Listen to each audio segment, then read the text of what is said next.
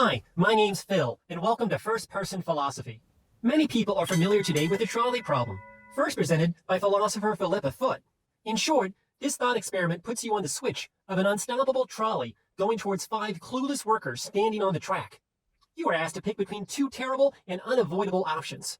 Switch the track and run over and kill 1 worker, or do nothing and allow the trolley to run over and kill 5 workers.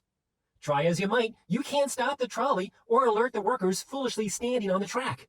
Which choice is the moral choice? The great majority of people switch the track because people realize that having 5 people die is worse than having 1 person die. Their choice apparently shows that people naturally accept utilitarianism, or the belief that the best moral action is one that produces the greatest good for the greatest number of people. But here's where it gets really interesting. Would you make the same utilitarian calculation if your 3-year-old child was the single person on the track? Especially if the other 5 people on the track were all 95-year-old escaped mass murderers. What's changed? Has the morality of your choice changed, or just your connection to and value of the people on the track? Are you really concerned about producing the greatest good for the greatest number of people? I don't think so.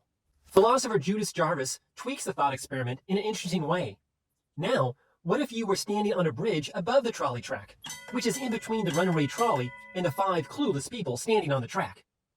In this scenario, you can't switch the trolley to another track before it kills the 5 people. However, you notice that a very fat man is standing next to you on the bridge, directly above the track. You realize that with a little nudge, you could drop the fat man onto the track, and that his very large body would derail the train, saving the 5 people on the track. The fat man would die, of course, but 5 people would live. Do you push the fat man off the bridge?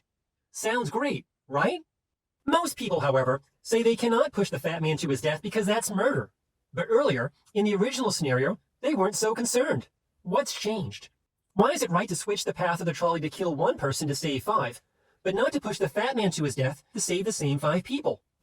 Does your hesitation to kill 1 person mean that the utilitarian calculation is not moral? Does your hesitation suggest that you actually believe that some actions, like murder, are never moral actions, even if the murder of 1 person results in the saving of 5? These are challenging questions for sure, but philosophers actually have answers. A number of texts are suggested below. Now it's time to commute to work. Today, I'll take the car. Dance party!